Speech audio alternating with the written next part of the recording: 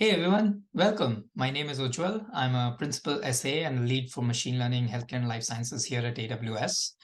And today I'm here to talk about AI-driven accelerated research in genomics and drug development. Over the next 25 minutes or so, I'm going to take you through some of the new solutions and services that AWS has created just to enable scientists to become better at discovering new therapies and utilizing the insights that are driven by genomic data. So let's get started. So before we jump into the AWS specifics, I wanted to set the tone of this conversation by pointing out how important genomics is for driving precision medicine. As you probably know, precision medicine is all about designing medications and therapies that affect an individual in a unique way. Genomics actually drives the individuality of a subject or a patient. It points out unique mutations or unique characteristics of that individual in their genetic traits, and those are the factors that make precision medicine successful, because then you are able to design medications and therapies that are very specific to that individual in those circumstances. As genomic is becoming more popular, we've seen actually the advent of a lot of different types of genomic testing and early interventions that are able to point out unique traits in individuals. And these are all driven by large-scale population sequencing projects. They usually are carried out with thousands or even hundreds of thousands of individuals being sequenced and their genomic profile and data being stored in a central repository. All of this is driven, by large-scale compute and storage that allows for that kind of data to be stored and then processed. So as you might have guessed, genomic sequencing is indeed driving a lot of these new therapeutic development and design, largely to do with precision medicine, but it also introduces a problem of data. As genomic sequencing increases in popularity, more and more data is being produced, and organizations need to find a strategy or find a way in which they can store all of that information and derive real value from it, because there's a lot of hidden information in all of these data sets. Depending on the kind of sequencing you are doing, you're also producing different volumes of data. So if you're considering just genotyping, that involves just selecting a small subset of genomes and analyzing them. That usually can be done locally. It involves, some lightweight analysis, and the amount of data being produced is in the KBs. As you move on to large scale arrays, here you're actually talking about a larger sample or larger tile of genomes, and you're doing analysis that involves maybe file sizes that can range in the MBs. Still manageable, still something that's valuable to be done locally. But as you go more and more into the depth of sequencing, where the real value is hidden, those usually range from exome to whole genome sequencing. Exome sequencing usually involves analyzing the exon region of the genome that is responsible for around 1% of the protein encoding. And these are really valuable, but can range in tens of GB in size. But the whole genome sequencing, that really is the popular sequencing technology, can range into 30x of depth. So as you move into whole genome sequencing, this is where the real value is hidden, and can range in file sizes up to hundreds of GB for a single sample.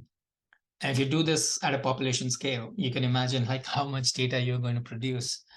So there needs to be a way in which organizations can move away from saturating on-prem capacity and just really filling them up with raw genomic data, and a way in which they can seamlessly store all of this information, even tier the storage in different categories depending on how valuable the genomic data is. For instance, raw genomic data can have a lot of volume, a lot of hidden, information in them, but their value kind of diminishes as and when you process the data into different stages, where the size actually reduces, but the value of that data increases, because now you're actually processed all of that genomic data through the alignment process of this, and now you're left with the real variants, the real mutations that you want to target and you want to study more.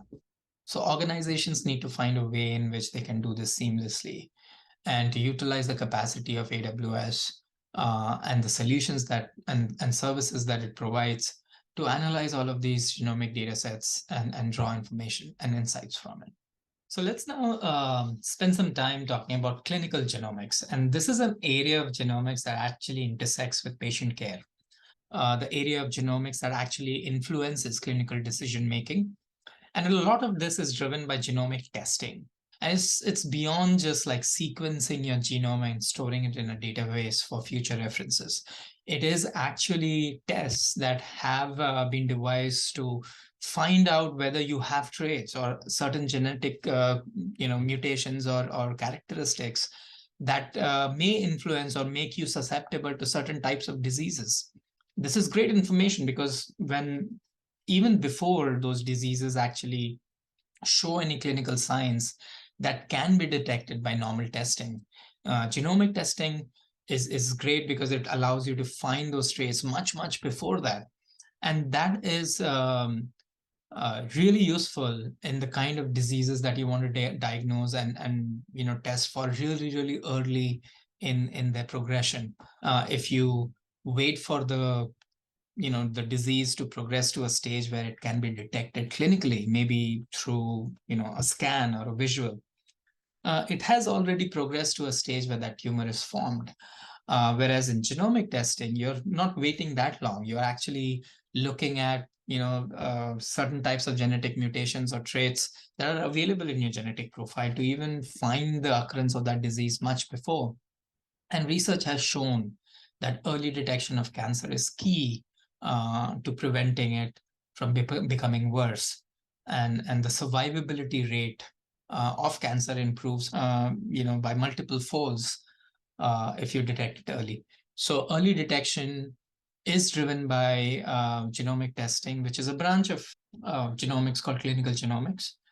And the whole idea behind clinical genomics is to be able to map the genetic codes of an individual to certain types of diseases, mutations, or even types of treatments, so that those decisions can be made faster and more accurately.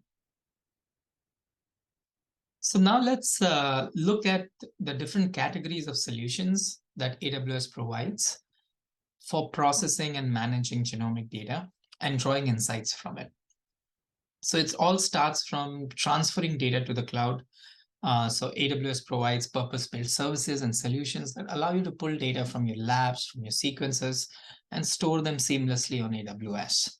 The next step is around secondary analysis. So once you have that data on the cloud, the raw genomic data on AWS, you can then create workflows that allows you to process that raw genomic files and then create VCF files out of them, the variant call files that has all of that information that you want to analyze and study. All of this is governed and properly secured.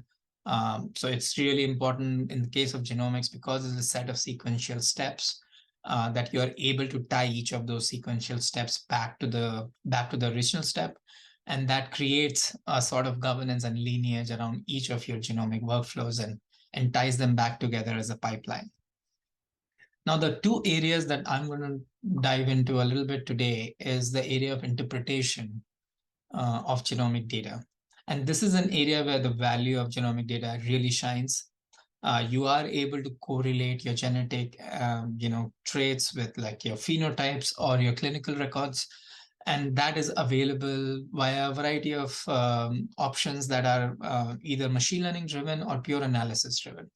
AWS provides capabilities and solutions that allows you to draw meaning out of genomic data and be able to create like workflows that are easy to use and is easy to deploy in your own regular clinical workflows, and is able to tie this all together through the large repository of services that we have as part of genomics.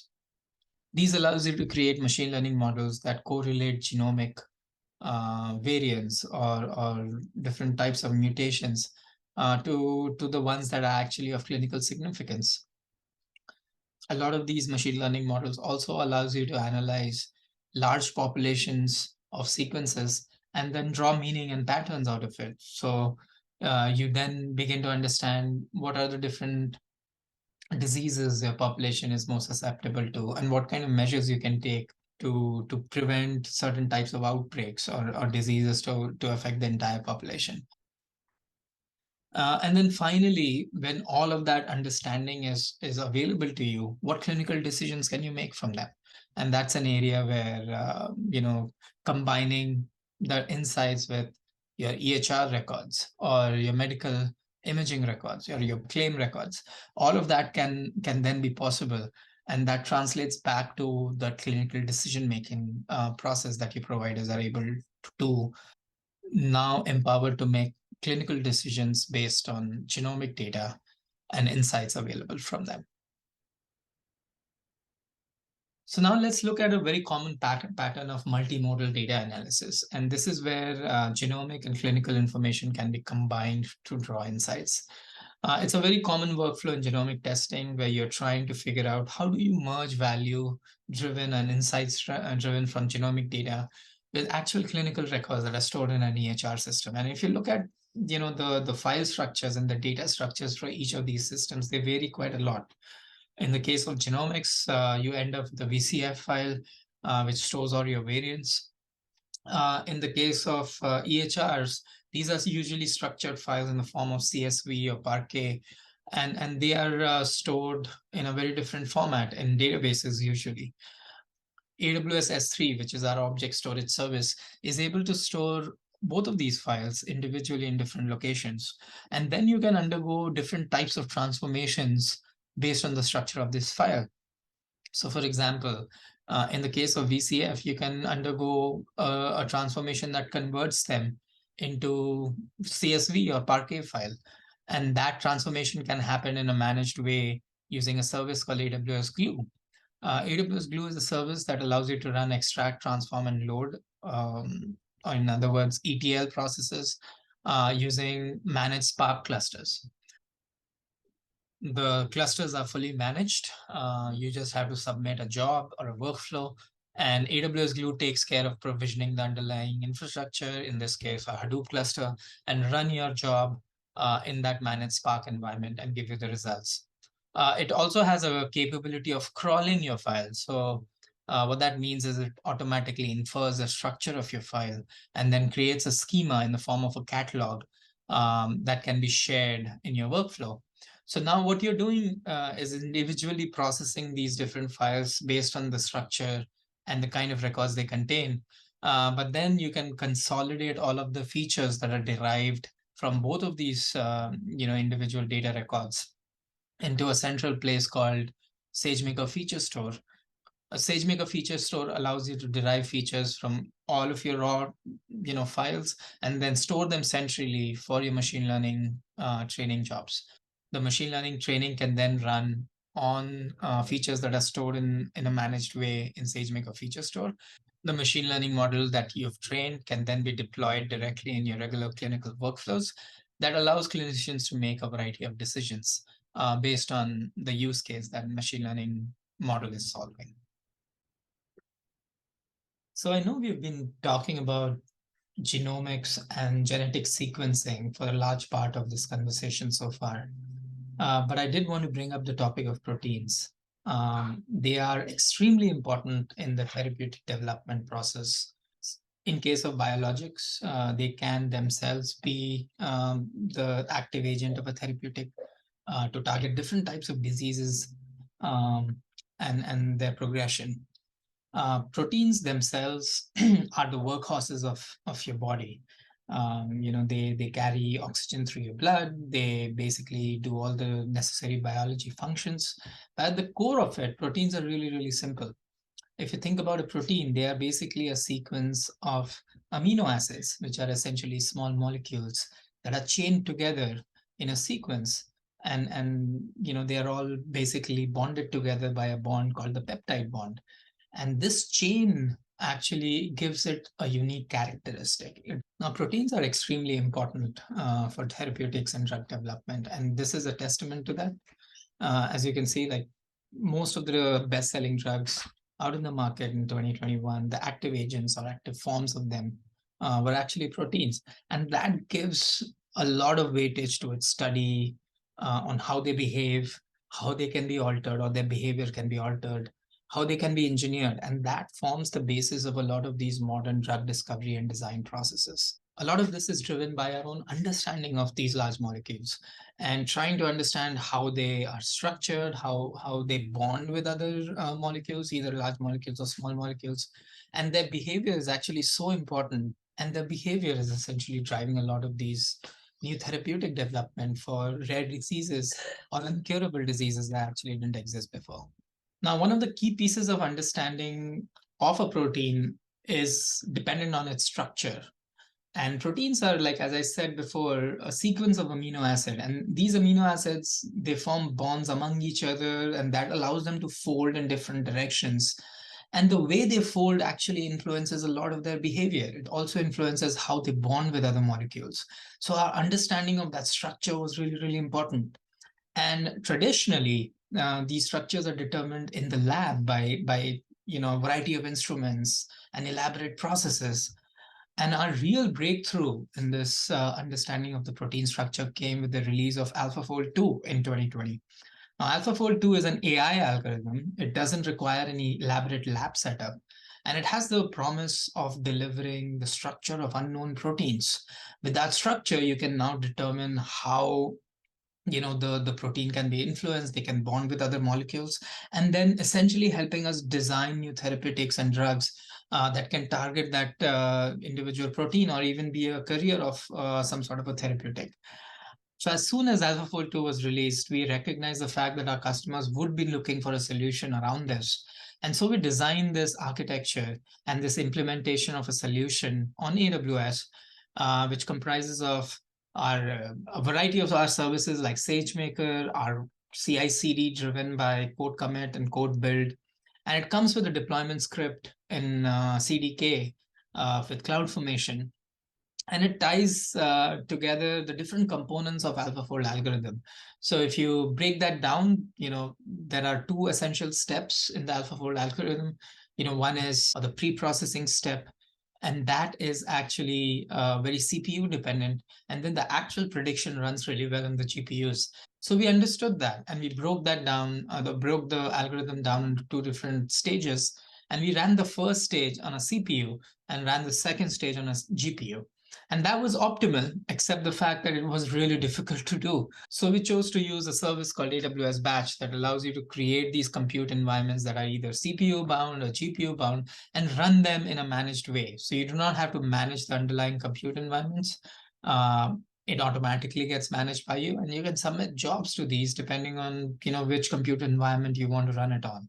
And with that, AWS gave our customers an option to run AlphaFold algorithm in a highly scalable manner and utilizing all the best practices that AWS have to offer in this large scale batch computing workload. This repository and this architecture and this solution is completely open source. You can go to GitHub, you can search for AWS batch architecture for protein folding design, and you will end up with a deployment step, the entire code repository, and how it works behind the scenes as well. So you can take advantage of this today for your own workloads.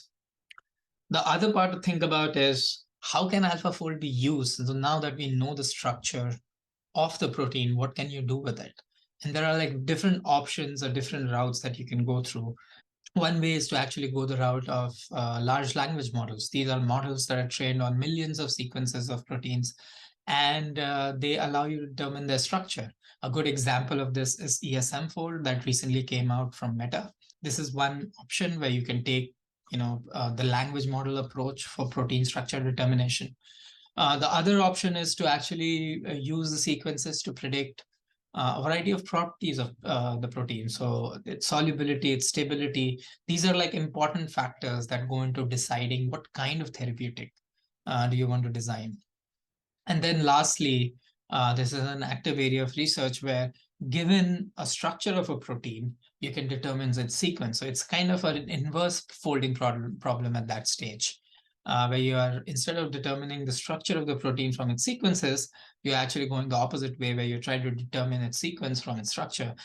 And this is really important in the area of protein engineering or therapeutic design, where you're trying to experiment with different structures of the protein itself and trying to determine the ideal sequence that you want to take forward. So with that, I wanted to conclude today's presentation by saying that AWS has, been working diligently in the space of healthcare and life sciences machine learning by creating a variety of services that we have available today, and also a lot that are coming in future, that allows you to create like meaningful workloads and easy adoption of AI and ML in your regular workflows. It starts from Amazon Health Lake, which is our service for interoperability. It allows you to create a central data store for your FHIR compliant records that you can derive from different clinical systems like EHR and payer systems. It also integrates really well with a second service called Comprehend Medical. These are pre-trained models that have been trained to recognize key entities in your clinical notes, like your diagnosis, your protected health information, different medications, tests, treatments, procedures, and so on and so forth.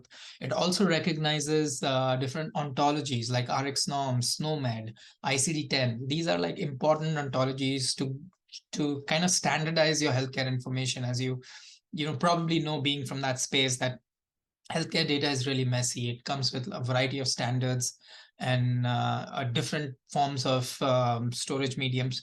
So it's really important for us to kind of standardize and adopt certain, common representation ontologies. And this service allows you to go from a totally unstructured way of representing your record to, following the industry best practices. We also have a service called Transcribe Medical. This is a speech to text service for the medical domain specifically. So it is trained to recognize, names of drugs, types of medications or diagnosis that maybe a generic speech to text service may not be able to recognize or may not be able to do that well with. It works in both the conversational mode or a dictation mode. So if you are designing, let's say, a telehealth application where your doctor and a patient is actually conversing in real time, Transcribe Medical can transcribe and even recognize who said what. So what was said by the patient, what was said by the physician. You can use it to transcribe, like, let's say, after visit summaries, and then use the analysis that comes out of it to be fed into other AWS services for further, intelligence. Amazon Textra is a great service for deriving, key information from medical forms. So it is our OCR service, but it also gives you the ability to recognize key value pairs, do table detection, recognize different individual cells of the table and extract very precise information from a specific page number, specific paragraph on that page, or maybe a specific cell from a table. And then finally, Amazon Recognition is a service that allows you to, extract information from an image. And that actually comes with a pre-trained option, but you can also fine tune it on medical images. So let's say you have like a variety of chest x-rays where you want to like classify them into pneumonia and normal, just an example of a classification problem.